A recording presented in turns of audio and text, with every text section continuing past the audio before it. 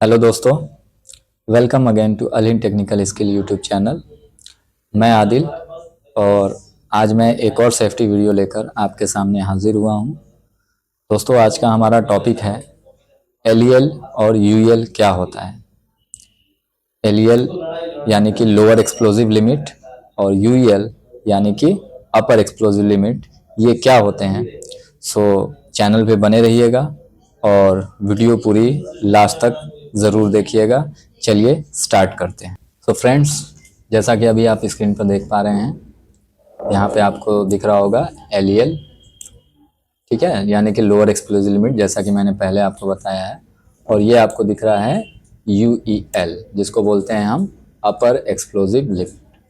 तो सबसे पहले दोस्तों मैं आपको बता दूं कि एलईएल और यूईएल होता क्या है। तो ये फ्लेमेबल गैसेस का एक फ्लेमेबल रेंज होता है, यानी कि जितनी भी फ्लेमेबल गैसेस होती हैं, ज्वलनशील गैसेस जो होती हैं, जो कि इन्वायरमेंट में होती हैं, ठीक है, तो इनकी एक जलने की मात्रा होती है, जिसको हम एलईएल और यूईएल से दर्शाते हैं। एलईएल जो होता है वो किसी भी ज्वलनशील गैस की न्यूनतम मात्रा को कहते हैं वायु में, जिसमें अगर कहीं से कोई हीट सोर्स मिल जाए, यानी उसको सोर्स ऑफ इग्निशन मिल जाए, तो वो फ्लेमेबल हो जाए, यानी उस एटमॉस्फेयर को वो फ्लेमेबल बना दे। ऑन दी अदर हैंड, अगर हम यूएल की बात करते हैं तो यूएल में आप देखेंगे कि ये हाईएस्ट लेवल ऑफ कंसंट्रेशन होता है किसी भी फ्लेमेबल गैस या मिक्सचर का एयर में, जहां पे कहीं से अगर कोई हीट सोर्स या सोर्स ऑफ इग्निशन मिल जाए तो वो इन्वायरमेंट में फ्लेमेबल हो जाए। तो इसी रेंज को हम एलईएल और यूईएल से डिनोट करते हैं। थोड़ा सा और मैं इसको क्लियर कर देता हूं, यानी कि अगर हम दूसरे शब्दों में इसको समझना चाहें तो हम ये कह सकते हैं कि जितनी भी ज्वलनशील गैसेस होती हैं, ये तभी फ्लेमेबल मानी जाती हैं, इनको तभी फ्लेमेबल माना जाएगा जब ये अपने फ्लेमेबल रेंज में पाई जाएंगी, यानी कि अपने एलईएल और यूईएल के बीच में मौजूद होंगी। अगर मैं एग्जाम्पल की बात करूं तो मैं यहाँ पे आपको एक एग्जाम्पल देता हूं, जिससे आपका ये टॉपिक पूरी तरह से क्लियर हो जाएगा। जैसे हम कोई एक फ्लेमेबल गैस ले लेते हैं। फॉर एग्जाम्पल मैं यहाँ बात करता हूँ मीथेन की। किस गैस की बात करते हैं हम लोग? मीथेन। मीथेन एक फ्लेमेबल गैस होती है जिसका एलईएल जो होता है वो 5% होता है वॉल्यूम में, यानी कि एयर में अगर ये टोटल एयर में 5% अगर ये पाई गई, ठीक है, तो उसको फ्लेमेबल माना जाएगा। ये इसका मिनिमम अमाउंट होता है, यानी मिनिमम कंसंट्रेशन होता है एयर में। ऑन द अदर हैंड, अगर हम इसके यूईएल की बात करें तो इसका यूईएल रेंज जो रखा गया है वो होता है 17% वॉल्यूम, मतलब कि एयर में अगर ये 17% तक है तो ये इसका हाईएस्ट लेवल ऑफ कंसंट्रेशन होता है। अगर हम इस एग्जांपल के साथ जाएं तो यहां आप देखेंगे कि अगर मीथेन 5% से लेकर और 17% के बीच में है, ठीक है, अब ये पता कैसे चलेगा? तो इसके लिए हमारे पास गैस टेस्टिंग डिवाइसेस होते हैं, इक्विपमेंट्स होते हैं, जिनकी मदद से, जैसे कन्फाइंड स्पेस वगैरह में काम किया जाता है, कन्फाइंड स्पेस वर्किंग में, तो वहां पे गैस टेस्टिंग पहले परफॉर्म की जाती है और देखा जाता है कि अंदर कौन कौन सी फ्लेमेबल गैस पहले से मौजूद है।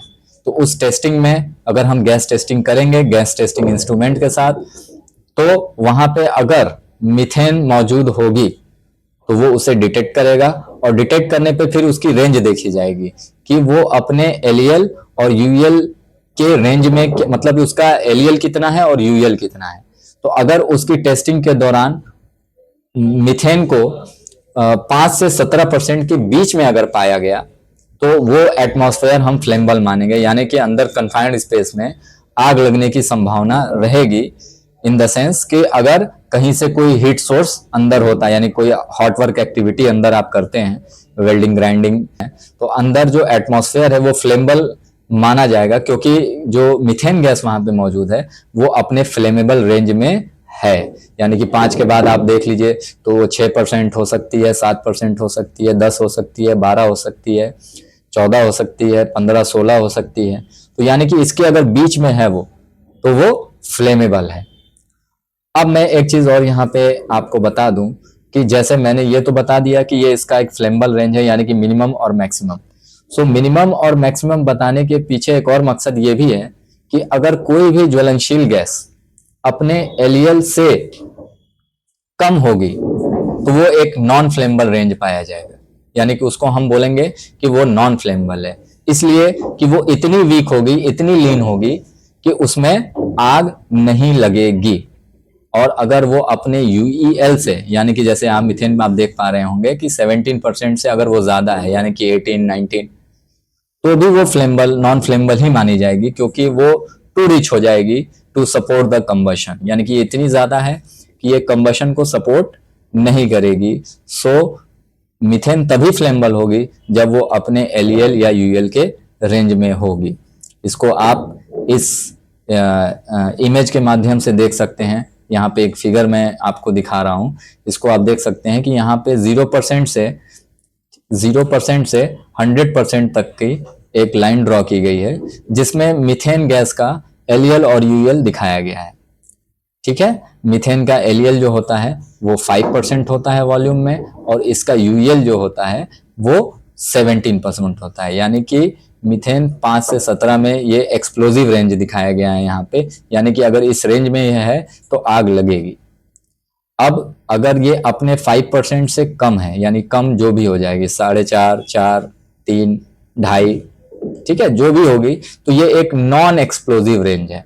आप देख रहे होंगे स्क्रीन पे लिखा हुआ है नॉन एक्सप्लोजिव, टू लीन हो जाएगा। और अगर आप यहां देखें कि अगर ये 17% से ज्यादा हो रही है तो भी ये नॉन एक्सप्लोजिव ही रेंज है, क्योंकि ये टू रिच है सपोर्ट करने के लिए, ये जरूरत से ज्यादा होगी। एक चीज और यहाँ पे मेंशन करूंगा मैं कि ये तो मीथेन की बात मैं कर रहा था, ठीक है। कन्फाइंड स्पेस में ऐसी बहुत सारी गैसेस, फ्लेमेबल गैसेस होती हैं जिनका जो वहां पे पाई जाती हैं, और हर एक फ्लेमेबल गैस का एलईएल और यूएल जो होता है वो सेम नहीं होता है, वो अलग अलग होता है। सो गैस टेस्टिंग के दौरान ये देखा जाता है कि कौन कौन सी फ्लेमेबल गैस वहां मौजूद हैं और उनका एलईएल और यूएल क्या है। जैसे कि यहाँ पे आप देख पाएंगे, मैं यहाँ पे दिखा रहा हूं आपको, यहाँ पे कुछ गैसेस के नाम मेंशन किए गए हैं: methane, ethane, butane, propane, benzene, hydrogen, acetylene, LPG, gasoline, hydrogen sulphide, carbon monoxide and ammonia. ठीक है, तो ये फ्लेमेबल गैसेस जो हैं हमारी, ठीक है, तो इनका एलईएल और यूएल अलग अलग होता है। जैसे मीथेन का 5 to 70। इथेन गैस भी एक फ्लेमेबल गैस होती है, इसका एलईएल जो होता है वो 3% होता है और यूएल 15% होता है। इनमें जो आप एक हाईली फ्लेमेबल अगर गैस देखेंगे इसी तरह से, तो आपको दिखेगा, देखिए एसिटिलीन की बात की जाए, यहाँ देखिए एसिटिलीन। अगर एसिटिलीन को आप देखते हैं तो इसका एलईएल जो होता है 2.4% होता है और यूएल जो होता है इसका 88% होता है। जिसका मतलब ये हुआ कि अगर एसिटिलीन यूज हो रही है, वहां पे एसिटिलीन है, अगर वो 2.4 to 88% के इन बिटवीन है तो वो एटमॉस्फेयर, फ्लेमेबल एटमॉस्फेयर की कैटेगरी में आएगा। अब अगर इस तरह की चीजों को हम देखें तो जैसे कि अगर फिर से मैं इस इमेज पे आता हूं, तो दोस्तों मैं आपको फिर से एक बार इस इमेज में लेकर आ रहा हूं और यहाँ पे मैं आपको फिर से एक्सप्लेन करना चाहूंगा कि जैसा कि आप यहाँ पे देख पा रहे हैं कि मीथेन गैस की ही अगर हम बात करें तो मीथेन गैस का जो एलईएल और यूएल यहाँ पे शो किया गया है वो 5 to 17 है। तो मतलब कि अगर गैस टेस्टिंग की गई कन्फाइंड स्पेस में और टेस्टिंग के दौरान मीथेन अगर अपने फ्लेमेबल रेंज में निकली, यानी कि मान लीजिए उसका परसेंटेज 8% हो गया, 10% हो गया, तो ये एक फ्लेमेबल रेंज के अंदर आएगी। तो अब यहाँ काम कैसे करेंगे, तो यहाँ पर हम आर्टिफिशियल वेंटिलेशन सिस्टम करेंगे, यानी लोकल एग्जॉस्ट वेंटिलेशन सिस्टम के द्वारा इस एरिया को क्लीन करेंगे, पर्ज करेंगे। तो तब तक हमको इसको पर्ज करना होता है जब तक ये अपने एलईएल का 50% ना हो जाए। यानी कि आप देख पा रहे होंगे कि ये 5% इसका मिनिमम लेवल है, तो 5 का 50% कितना हो जाएगा, 2.5 हो जाएगा। यानी कि अगर ये वॉल्यूम में 2.5 हो गई टेस्टिंग, फिर कंटिन्यूअस मॉनिटरिंग की जाएगी गैस टेस्टिंग से, तो अगर तब तक इसको क्लीन किया जाएगा जब तक ये मीथेन अपने एलईएल का 50% ना हो जाए। जैसा कि ये नीचे देख पा रहे हैं आप 50%, तो यहाँ पे फिर हम काम कर सकते हैं, यहाँ पे आग लगने की संभावना नहीं होगी। अगर हम ओशा के स्टैंडर्ड की बात करें तो ओशा हमें रिकमेंड करता है कि आप तब तक उस एरिया को पर्च करें जब तक ये अपने एलईएल का 10% ना हो जाए, यानी कि और ज्यादा क्लीनिंग की बात की जा रही है यहाँ पे, तब तक उसको कम किया जाए जब तक ये 5% का वो यहाँ पे तो 50% दिखाया गया है, मगर ओशा के स्टैंडर्ड के हिसाब से वो हो जाएगा कि आपको 10% वॉल्यूम कर देना है उसको। दोनों ही केस में अगर ये अपने यूएल का यूएल से भी ज्यादा है, जैसे कि मान ली 17 है, अगर इससे ऊपर भी चली गई, 18 हो गई, 19 हो गई, 20 हो गई, तो है तो ये नॉन फ्लेमेबल रेंज, लेकिन इस सिचुएशन में भी हम उसको वेंटिलेट करेंगे, क्योंकि ये कम होकर काम के दौरान अगर ये कम हो गई तो ये फिर से अपने फ्लेमेबल रेंज में आ जाएगी। सो दोनों ही कंडीशन में, चाहे वो अपने एक्सप्लोजिव रेंज में हो या अपने एक्सप्लोजिव रेंज से ज्यादा हो, यानी कि जैसे कि अपने यूएल से ज्यादा हो, तो उस कंडीशन में भी हम उस एरिया को पर्ज करेंगे, वेंटिलेट करेंगे और उसको कम करते हुए अपने एलईएल से 50% कर देंगे, तो वहां पे वो एटमॉस्फेयर नॉन फ्लेमेबल की कैटेगरी में आ जाएगा। तो फ्रेंड्स, उम्मीद करता हूं कि आपको एलईएल और यूएल टॉपिक अच्छे से समझ में आ गया होगा, और अगर हमारी वीडियो अच्छी लगी हो तो आप हमारे चैनल को सब्सक्राइब करें, वीडियो को लाइक करें और बेल आइकॉन को ज़रूर दबाएं ताकि नेक्स्ट वीडियो आपको आसानी से मिल सके। Thank you.